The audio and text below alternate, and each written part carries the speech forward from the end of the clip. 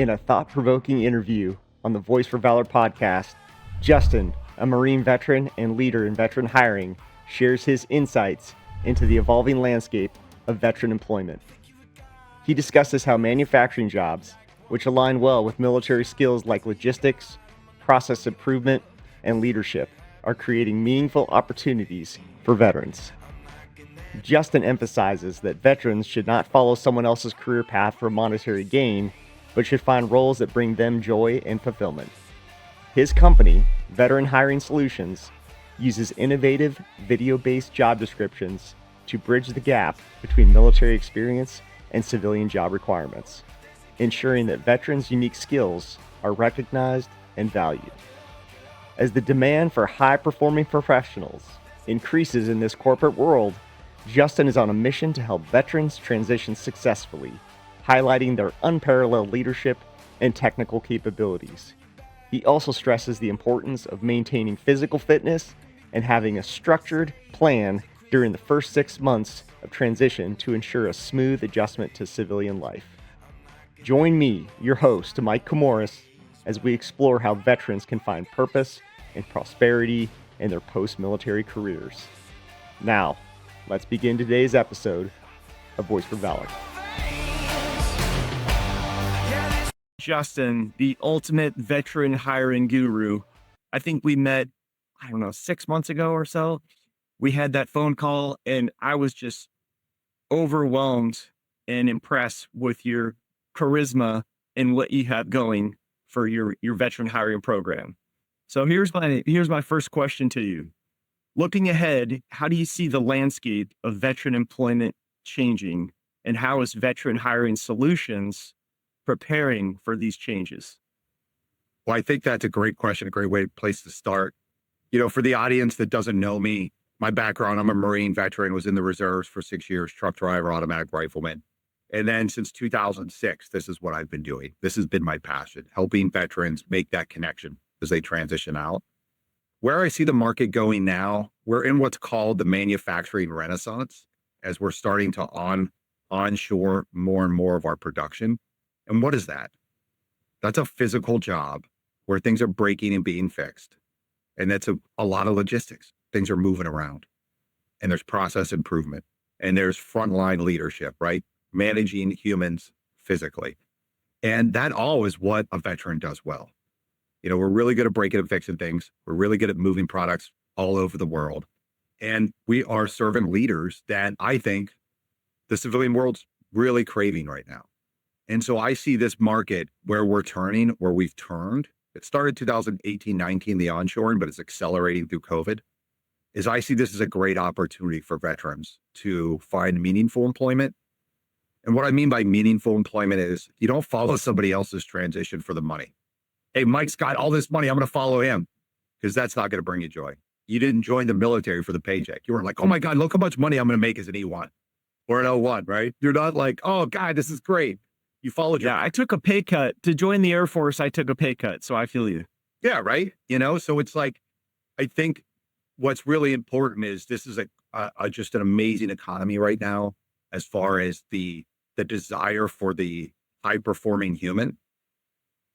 Companies have been trying everything they can. They're leveraging AI, they're leveraging ATS applicant tracking systems. Like, how do I evaluate a human to get a good human?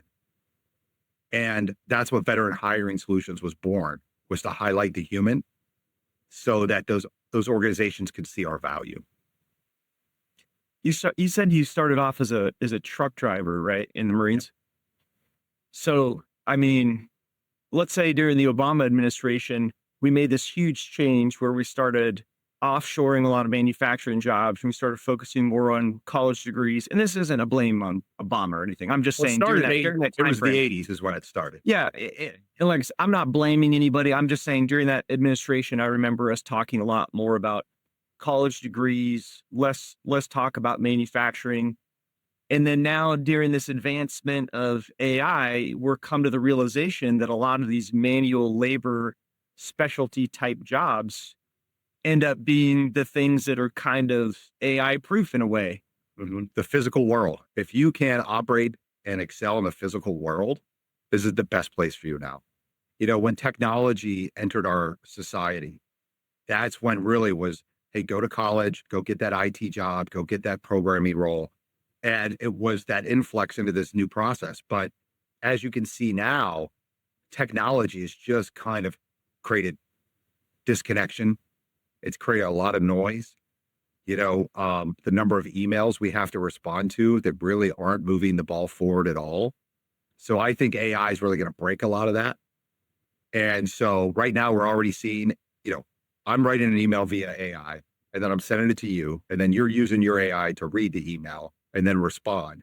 And all that's going to ramp up to where they're just communicating to one another and we're getting the information we need.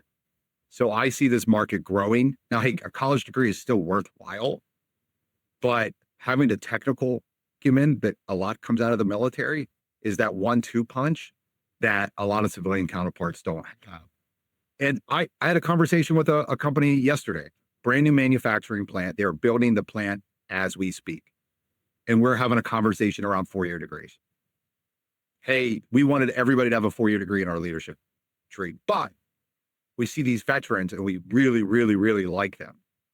How do we assess that experience and compare it to 4 years of college? And that's where companies are at right now. Hey, we were told the only way to value a high performer was through a resume, right? Exploitation of a specific experience. So we need to see, can they commit to something for 4 years, college degree? Hey, can they stay at one job for multiple years? Hey, okay, they're a good teammate. But they don't do that same correlation to 6, 8, 10, 20 years of military service. They're stuck with the same thing for 20 years. Oh, but you don't have a college degree. And so I see that changing dramatically, especially when manufacturing. By 2030, the idea is 50% of those manufacturing jobs won't be fillable. So now's the moment. If you're a grunt get now, you're a truck driver, you want to be a truck driver, now's the time you go to that trade school, you go get that education, or you go find a plant that's going to train you. And you'll make so much more money. And you'll be happy. You made such a great point. I didn't think about the military piece of, I always thought of college, hey, 4 years shows that you had the intestinal fortitude to press on to finish off this degree. So you've proven that you can start a project and finish it. But I didn't think about it from the military perspective. That's a great selling point. Once again, this is why you're so phenomenal at what you do. So what key group of folks from the military are you focused on trying to help find gainful, meaningful employment? Great question. So I always believe for a long time, I believe there's 2 types of veteran job seekers. The ones that people like us, firms like us are lucky to help. So that industrial electrician, industrial mechanic that manufacturing is just dying for, or that operational leader with an engineering degree, that are just like, hey, their resume, all the words line up. So it's so easy for a civilian to hire them. Those are the people we're lucky to help because they're going to get job offers. Then there's the people that need our help. And those are the ones I'm really trying to help. And those are the grunts, the special forces people, the ones that their service, their time in service has made them high performing superhumans, great teammates, not just friends, but teammates. But when you look at their resume, the words don't match. And so that's why we built veteran hiring solutions. We use the video-based job descriptions. So we bring the hiring manager on camera, and that manager gives us the commander's intent of the role. Hey, what are you going to do every day? What are the challenges you're going to have to overcome? Because every high performer wants to be challenged. And hey, what's right look like in this position and long-term success? And then that veteran can actually watch that video and go, oh, now I understand what they're looking for. And now I can make my connections with my military service. So when they're applying to our roles and we're having that interview with them and talking to them about the role, it's not just, hey, maintenance supervisor, I ran maintenance programs. It's like, no, I see that you're bringing in a new PM system. Let me tell you the time I did that in the military. Or, hey, you're a frontline supervisor, but it's a production supervisor role and you're an E6 or an O2 in the Army infantry. Well, you can do that role, but they don't see it, and it's our job to make that connection and build that trust within the corporate partner so that they'll have that conversation with a veteran. Because once they have the conversation, the light bulb goes off. If they go, oh my gosh, you're superhuman. I need you. So these hiring managers that are making these videos for you to help, I guess, explain it in military terms or break it down so they can understand how those two things connect. Do they also have a relationship with HR? Because we all know that HR, as you're filling out your resume, my goodness, when I filled out a resume and having to go through all these keyword searches and trying to make it match some pattern, if you will. Are these hiring managers having direct access to HR? Because I could see somebody not having that military experience saying, "Oh, this is unfair. These guys get to watch a video or interact with the next layer of hiring." What are You you know, doing to solve that's that problem? so every productive partnership that we have with our corporate partners is through HR, right? That's their job, that's their responsibility. They're their traffic cops. They're making sure everything's working out properly and nobody's getting in trouble, right? Mm. So we definitely have that. And most of the times the relationship starts with human resources. And then they say, hey, we know a role that we could really use your help. And, or sometimes that hiring manager, we have a conversation with them and the light bulb goes off. They go, okay, let me introduce you to HR. So it has to be both sides of the fence have to be bought in. Because what happens is anytime you speak to a good leader, they're going to tell you about the human they want to hire. This is what human I need, especially for veterans, right? Because we know if you get the right DNA, you can build on top. That's not the hard part. It's getting the right DNA is the hard part. And so they'll talk and they have this dream person that they want to hire.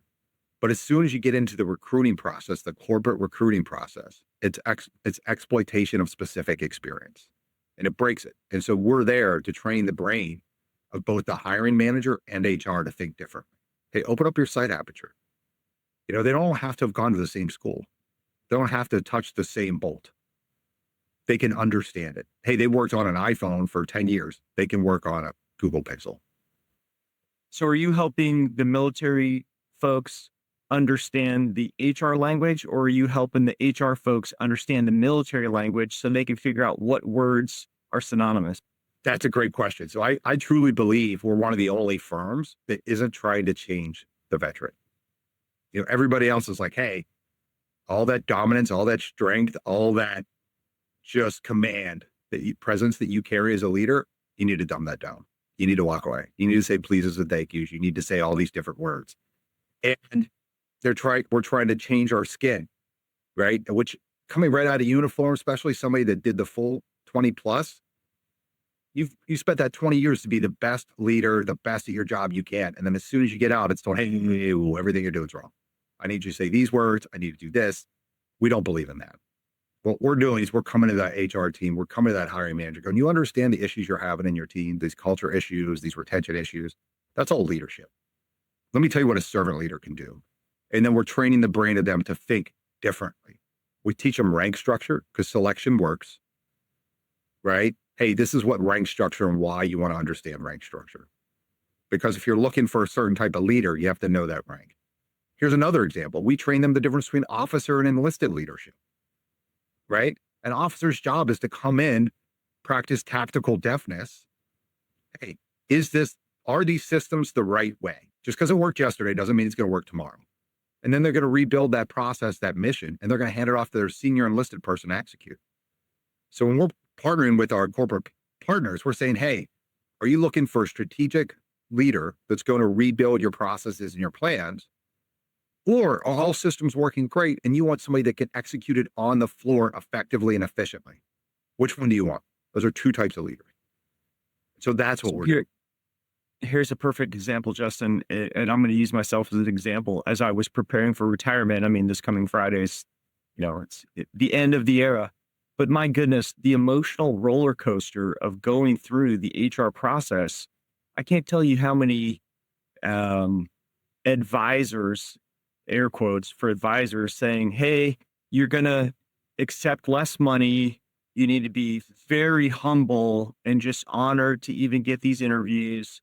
Your resume needs to look like this. You can't have any DEI or any leadership related things that were based on a diverse culture. You basically need to just vanilla yourself down. And I thought to myself, I disagree. I think that I create value that hopefully there's a company out there that identifies that. So what would you say to somebody like me that's preparing for that retirement? One, believe in yourself. You know, you I have two daughters, so I want to say from Barbie, you are enough, Ken. But you are enough, and that the right company is going to see that value. I can't tell you how many times in these 20 years where somebody like you is on the final interview. Oh my God, I think this is my dream job, and they don't get it. And I go, Mike, hey, I know that you thought that was your dream job, but I promise you, it's not. You're going to find it, especially somebody that's a networker, communicator, somebody that's forward thinking, somebody that's getting out there. You're going to find the right role. The hard part really is identifying what you want to do next when you get out of uniform. We have 3 bots on our website. It's called Mission Empowers Our Program. And the person that built them, he has a PhD in industrial organizational psychology, head of AI for Global Fortune 100.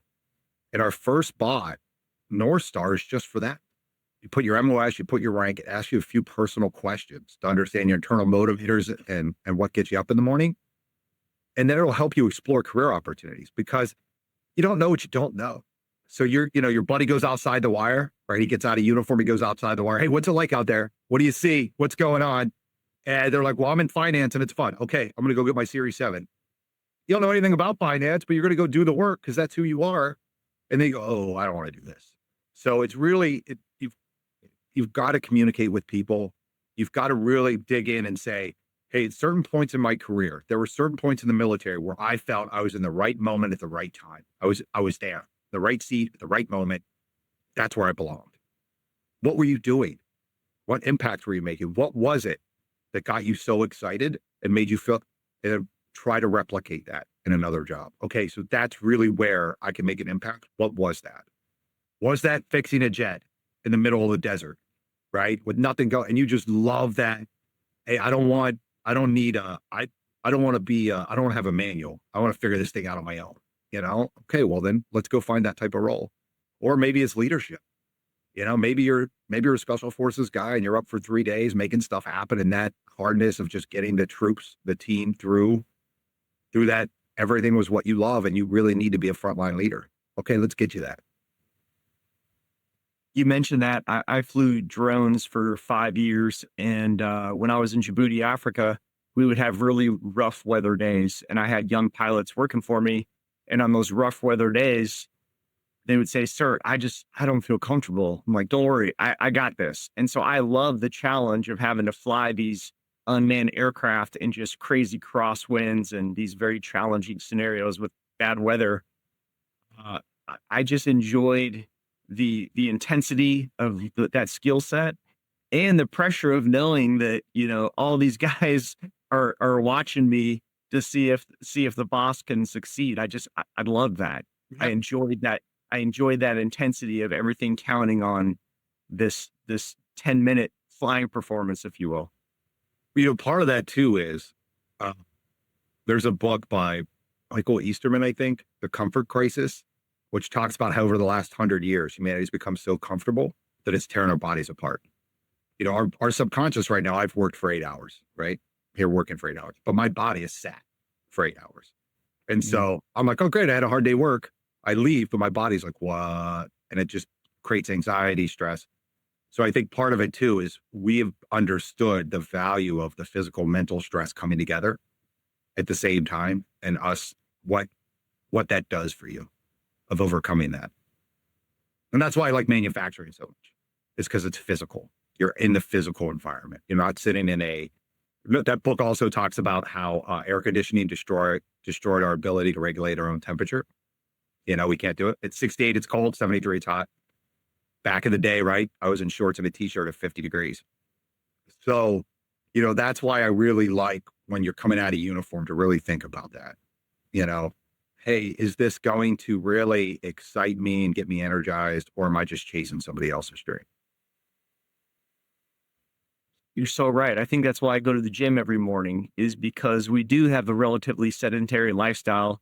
as a senior officer in the military, I'm mostly PowerPoint slides and email and building plans. So there's not a lot of physical activity. So getting that physical activity at the gym in the morning It's everything. recharges my batteries and just gets me going. So I didn't think about it from that element. Yeah, I read that book 2 years ago or so, and I started the cold showers, and then now I plunged, 3, 4 days a week in the cold plunge and then the gym. And yeah, the more and more I stress my physical body, the more calm my mind is. Interesting. So as you are, out there recruiting and trying to find, good landing spots for our veterans, what do you see as the wave of the future? Where should our military veterans be focusing their efforts as they prepare to exit Yeah. the service? So I don't know, because I was a host of MBA vets for 4+ years. I saw 600 veteran MBA students every year, at least, and I interact with a lot of them. So I could be that emergency room doctor that tells everybody not to go get a trampoline because they see all the negatives of a trampoline. But I feel like the MBA market is really saturated right now. If you're not in those top tier, it is what it is. It'll help you once you get in there, but it's not going to get you the job. Companies are going more and more like that private equity, hey, how to manipulate money. That's kind of going away. Because, private equity firms are walking away from companies left and right now because of the cost of money. I had a phone call yesterday. Company, their PE just walked away from them. When I started this industry, 2006, if you had the engineering degree was at the moment where the MBA is right now. And it was like in 06, if they had an engineering degree, you could do whatever you want. By 10, 12, it was kind of like not even anything people are asking about anymore because obviously the supply caught up to the demand. So like it wasn't as hard to fill. Back in 06, 07, like getting an engineer, military engineer was really, really hard. And so if you had that role, it was like almost impossible to fill, where now it's not nearly as bad. Now it's really hard to get that industrial electrician, the industrial mechanic, the frontline supervisor. And for me, my goal is I really think combat arms leaders would look into manufacturing. They would find a lot more joy than they realize. I've heard so many stories over these 20 years. God, I remember in 06, 08, guys like doing interview prep with me and going, okay, they're in Afghanistan. Okay, I got to go on patrol. I'll be back. What? Okay. And then coming back, they missed the interview and the client's mad. You're like,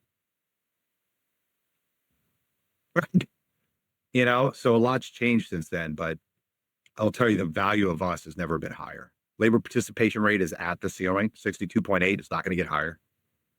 So they're looking at human capital more and more, like human performance. That's what I try to explain to a lot of folks on LinkedIn. You mentioned the networking piece, the value. I try to help so many veterans just with their explaining their value. So for instance, I'm a big photographer, so I'm always helping veterans with their headshots. And I keep telling them we're in a world where the attention span is almost zero. So if you're on LinkedIn or you're on some other social media profile platform trying to get recognized, I'm like, dude, that page has to pop.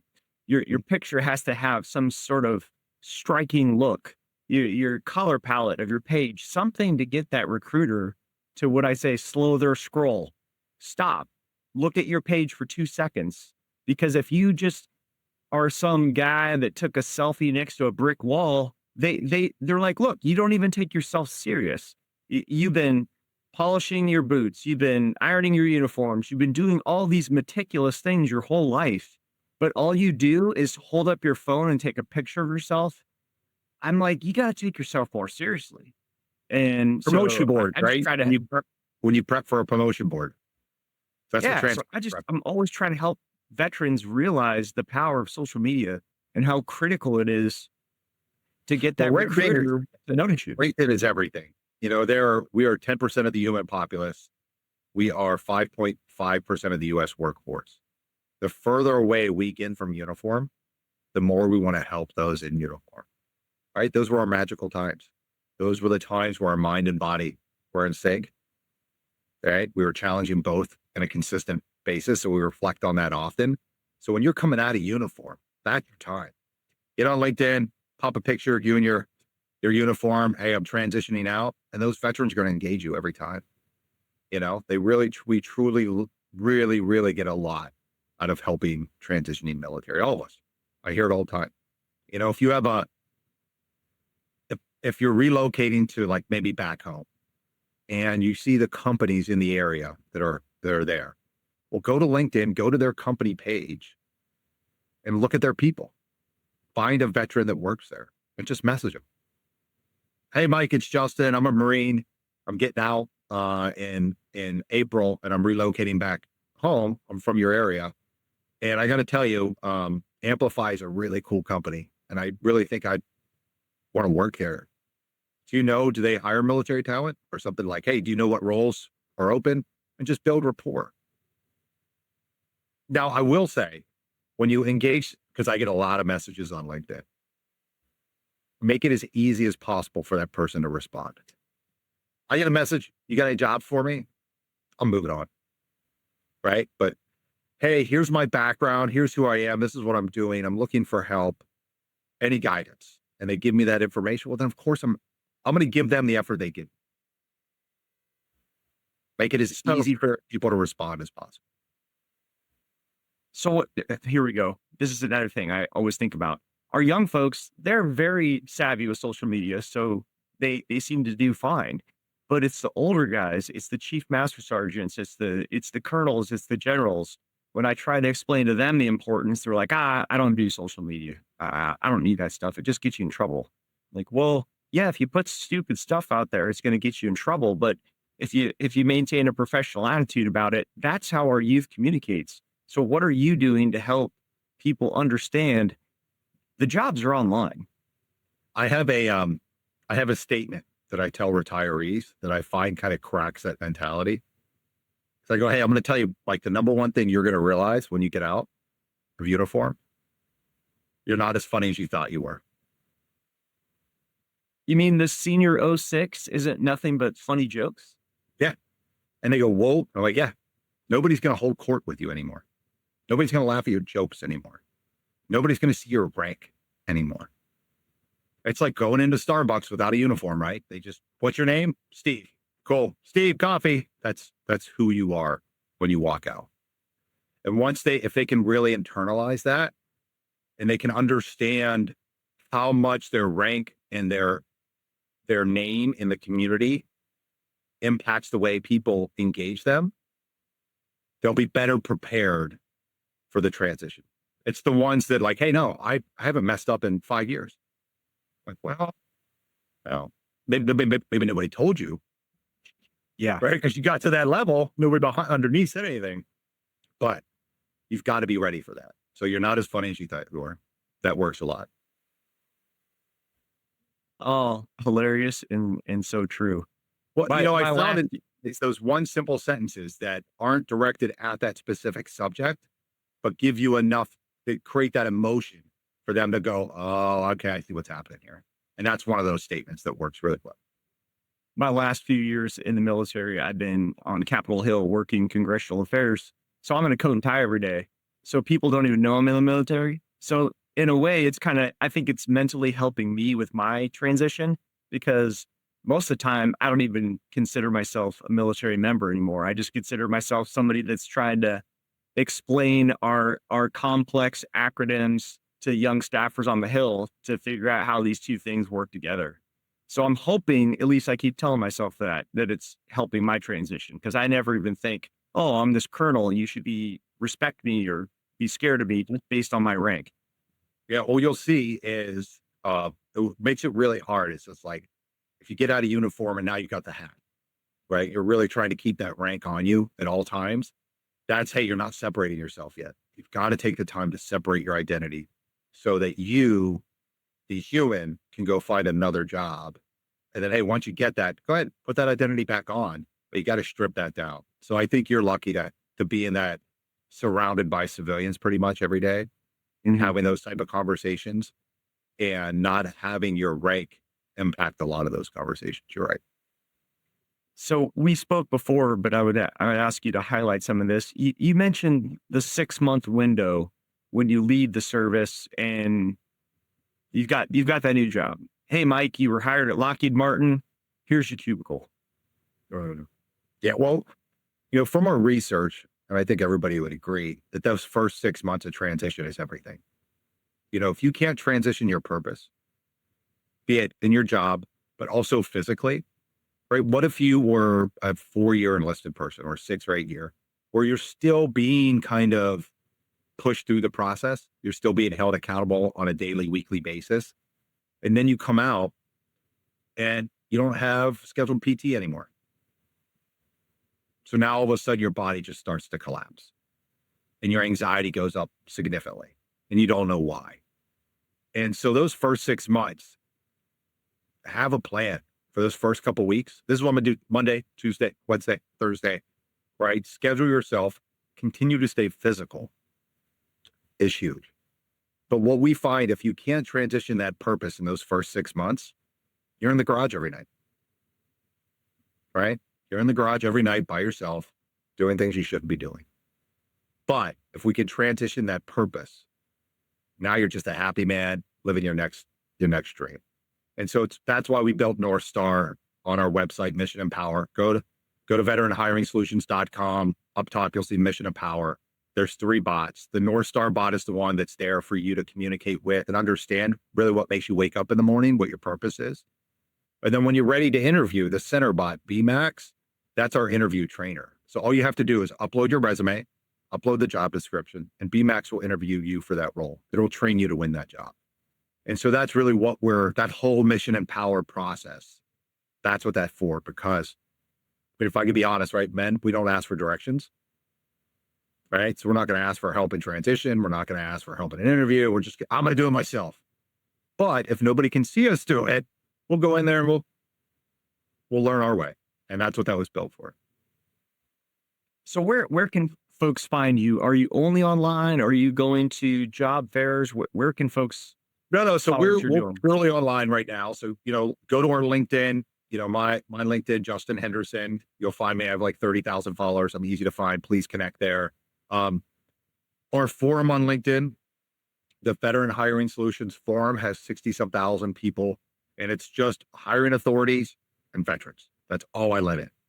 So it's a great way to learn. It's a great way to look at opportunities. It's a great place to network and find employment. And then veteranhiringsolutions.com is our website. You can sign up for us. And if you go to our jobs, again, what makes us unique is we have videos attached to all of our requisitions. So you go to our job board, you find a role that interests you, you click that video link, it pops up a browser, you get to watch that video and learn more about the role. We don't go to job fairs. It's I don't think those are going to be around for much longer. AI and the ability to meet and communicate quickly and effectively is changing rapidly. So I think 3 to 5 years, that's done. You don't even see it anymore. 3 to 5, the guy that built our AI, his vision, what he hears at he goes all over the world to these AI seminars, is that in that 3 to 5 year window, by that time, we'll each have our own personal AI bot that'll do everything for us. Hey, I need to go shop. Hey, go get groceries for me. Go get this, go get that. Hey, talk to Veteran Hiring Solutions for me. What roles do they have? So now I say for us, it's not effective, the job fairs. But I'll tell you for transitioning veterans, they're the best thing out there right now.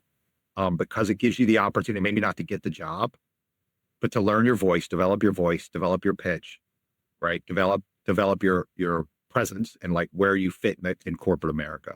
Because you can go to job fair, talk to 30, 40 companies, have these great conversations and realize that they're all starting to put you in the same direction. Oh, okay. So there's my value in corporate America because they're all telling me, right? Don't have your ego attached to your transition. Let the community tell you your value. You may be surprised that you didn't realize, hey, oh, wow, I'm really going to enjoy this job. I never even heard of that job over here. I really want to, like, I cracked a joke. Kraft used to be a client, and we used to do these hiring events where they'd come in and I would brief the veteran job seekers that were going to interview with them. I'd walk into the room and go, real quick, everybody, show of hands. Who here said, I can't wait to get out of the military and make cheese? Nobody raised their hand. They all laughed. I go, y'all laugh, but 2 to 3 of you, we were wearing a craft uniform the next month. Every time it worked, you know? So don't have your ego attached to your transition. Go to job fairs if they're local, right? If you can get to them. I don't think the online don't really seem to have that connection yet, because it's not video based. It's just not quite right. But the physical ones are amazing because you can get you as a human in front of another human and have a conversation and see where your value is and work on your pitch, right? Work on my opening salvo. Hey, this is what I want. By the way, if you're going to go to a job fair, go to BMAX, our bot, BMAX. It is built to help you train for job fairs. So what you do is you just tell the BMAX what companies are there. Hey, these are the companies attending. Tell me, what they do and where my value is. And it'll tell you what companies to go to, why. Hey, here's an opening statement for each company. Hey, I see that you guys make 78% of the fire extinguishers that are produced in America. I think that's really cool. And I see you have a production supervisor role. Can I talk to you about that? That opening salvo compared to every other vet that's walking over going, hey, what do you guys do? Got any jobs? That guy's not getting anything. But the one walking in, hey, I heard that you guys make 70% of the fire extinguishers that are produced in the United States and that you're hiring a leadership role. I'm a leader. Now that person, hey, come over here. Let's go side talk. Totally different, right? Just like the example I said about communicating on LinkedIn. Same thing. Yeah. So they did a little bit of due diligence before they went to the job fair. Same thing, like I said, with the LinkedIn page. If you don't take that page seriously, no one else is going to take you seriously. Yeah. I mean, I used to host an event, right? 600 MBA students there. And I would talk to the companies. I go, well, all these guys say the same thing, right? Because it's the same brain training. It's the same playbook. And I said, they all say the same thing every time I talk to them. How do you tell the difference? They go, and they all laugh. Every one of them laugh. You're right. The only difference we look for is interest. Because we know if they're a high performer already, they've gone through the military, they performed excellent, they went to high level MBA program, they excelled there. So they're high performers. We know everyone in this room is a high performer. They're driven, they're motivated, they're everything we want. But we also know that they have to be truly interested in what they're doing and engaged. So they come up to us with a thoughtful question, right? An insightful statement. So we're like, ooh, you're a candidate for us. You being an AI guy and talking about data, what kind of placement have you been keeping track of? Job placement, what's the term I'm looking for? Continuity, folks staying in the jobs that you're helping through transition, or are those numbers improving? So we're a little young for this, as this is being recorded. We're 10 months old. So everybody that we've placed there are still there, which is great. That's phenomenal. Yeah. I think it's the marriage. So people don't realize our subconscious doesn't know the difference between 2D and 3D communication. Our subconscious thinks you and I are in the same room right now. And by getting that hiring manager on camera, we're allowed that veteran job seeker subconscious to evaluate that hiring manager subconscious, like minds connect. So on the personality side, we're making a human to human match better than an exploitation document and another exploitation document, i.e. job description and resume.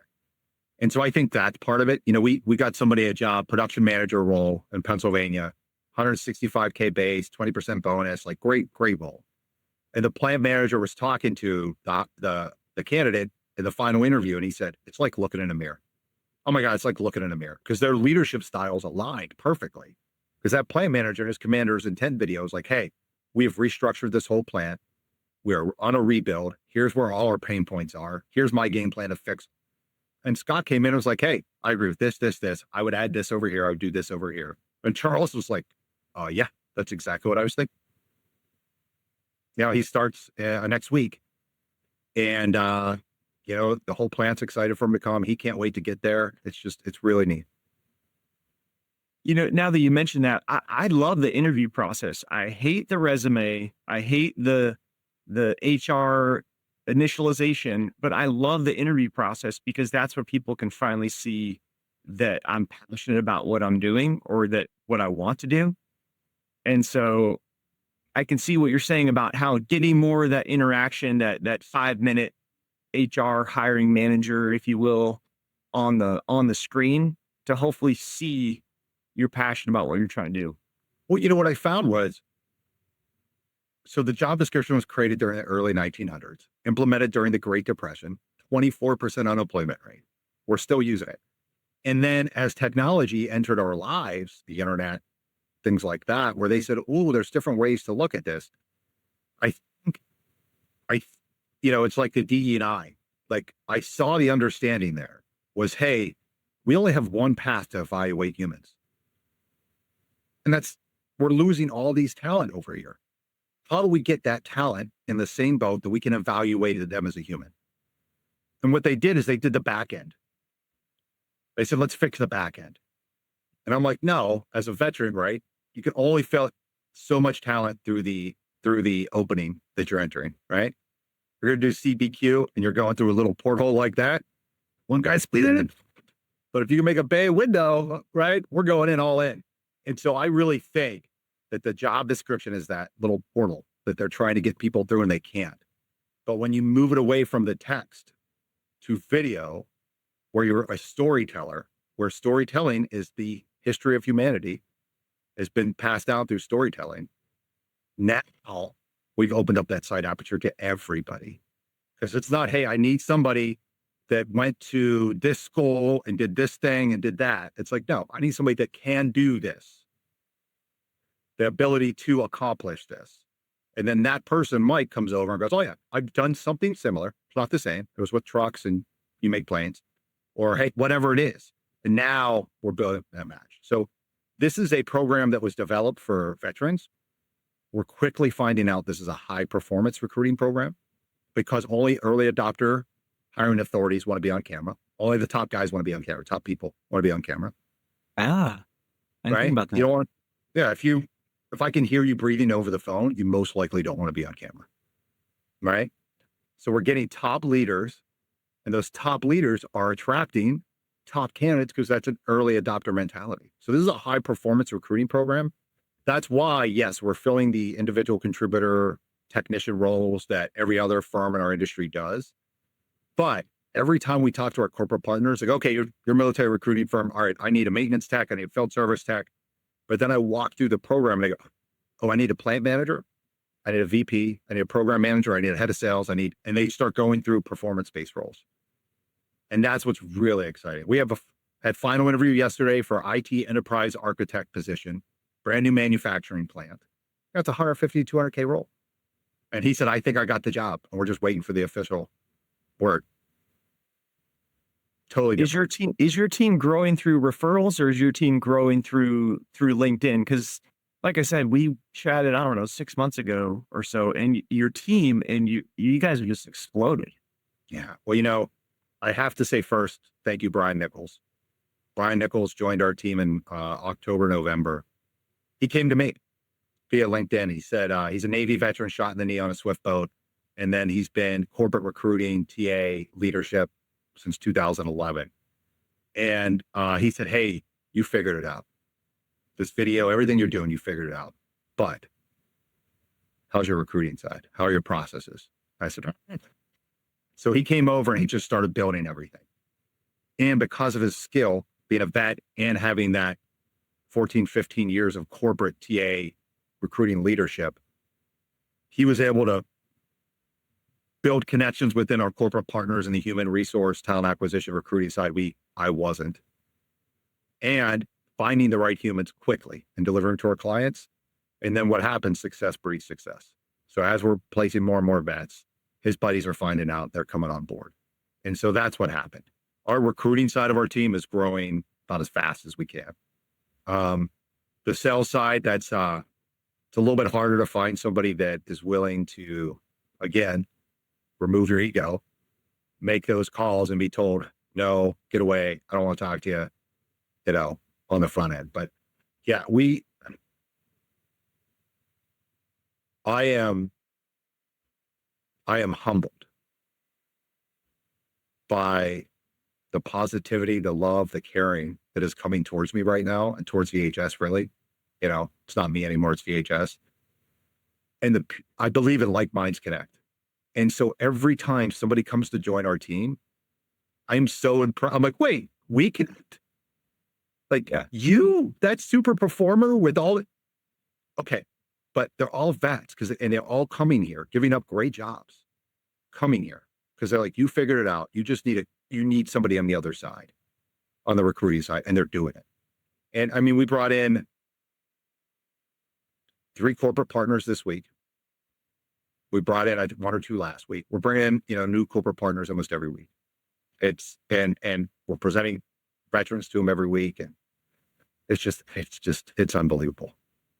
Well, I hope you can tell that you and I definitely connect, because every time we chat, I really enjoy it. I learn something new, and I get pumped just from how excited you are about what's going on in the job world. As you're finding placement for our veterans, are they moving towards these jobs, moving to these jobs, or are they trying to find jobs in their hometown and go back to where they came from? I think the answer to all that is yes, but it depends on the role.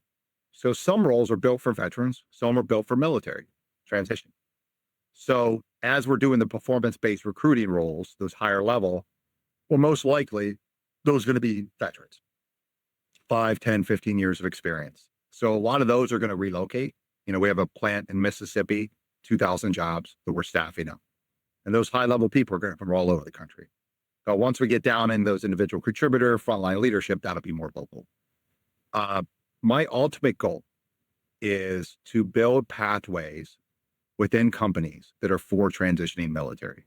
I have one company right now, RJ Magnesita, who has been the most caring partner that I have ever had. I mean, just the way they care, and they built a pathway for machine operator, press operator, finish operator, CNC type of tech roles right out of uniform. You go into their plant, they train you up. You start 20, 24 an hour. And within a year to 2 years, you're 30, 35. You're making $80,000 a year. And you're an infantry person, you're a culinary specialist, you're a supply clerk. They don't care. They want the DNA of you as a human, and they want to upskill you so you can have a real career in their company. I did that with Air Liquide, a French-based company, and they hired 700 people, 700 veterans into their chemical production technician role, 91 different MOSs, 91 cooks, MPs, you name it. Homeless. You said they're looking for these job. Yeah, I got a homeless vet a job up in San Francisco. He had a ZZ Top beard when he went in, and they're like, Justin, it's a chemical plant. You have to be clean shaven. I said, don't worry. It's just as soon as you give him the offer, he'll shave himself. And I remember giving him the offer, him crying in his car because that's where he lived. And he got there and he showed up every day. He worked his tail off. He's got a house. He's got a good life. He's living the dream. He's got teeth again because his dental was all bad, and it's just amazing to hear that story.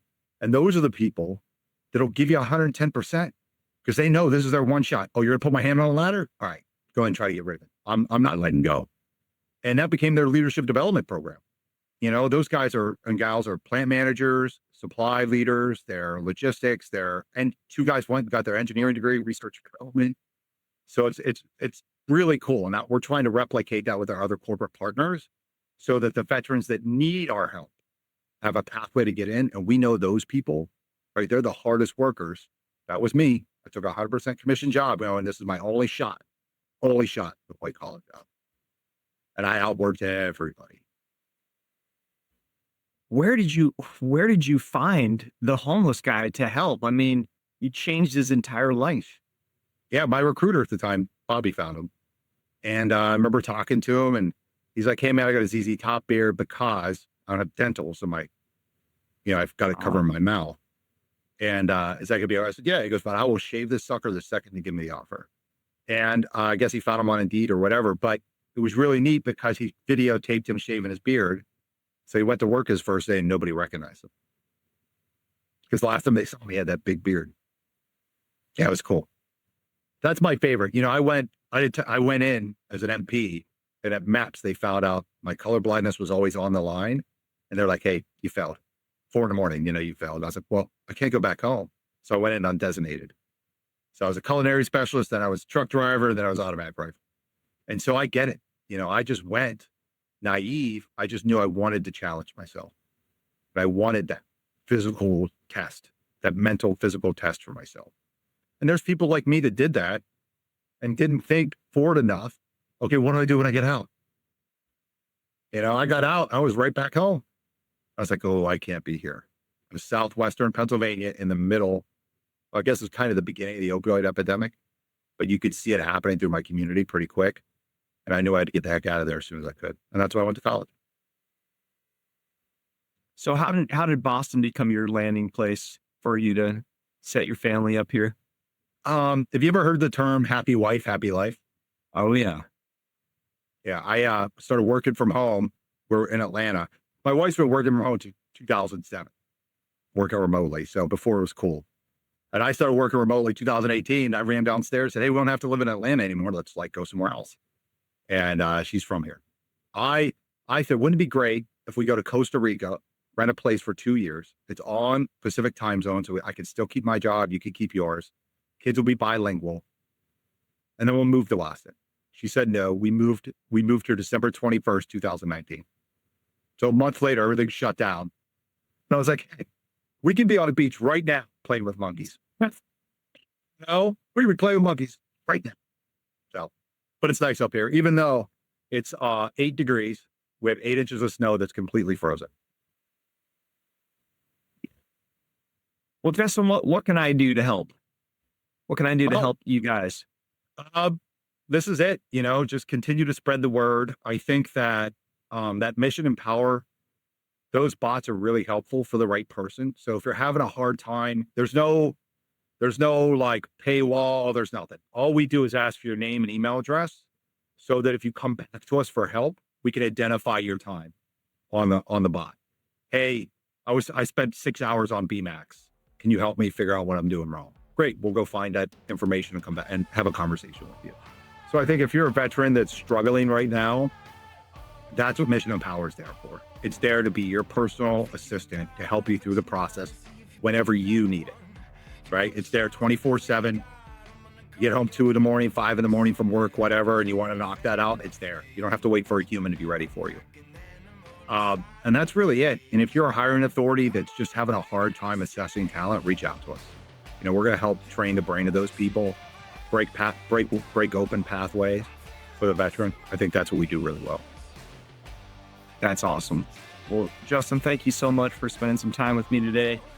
I definitely want to help. I'm trying to find ways to give back to our community. Just like you said, all of these retired veterans, they want to give back. And that's exactly what I want to do as well. So, as I say, your point, this podcast is step one, and then as you move into your next life, which you told me about yesterday, I think you'll be developing talent and you'll be giving people pathways to come out of uniform, go through that program and go back into following their purpose. So that's really it. If you're a leader and you want to give back by going and become a leader somewhere, and then hire a veteran. That's the easiest way to do it. I love it. Well, thank you so much. Yeah, thanks, Mike. Yeah, bud.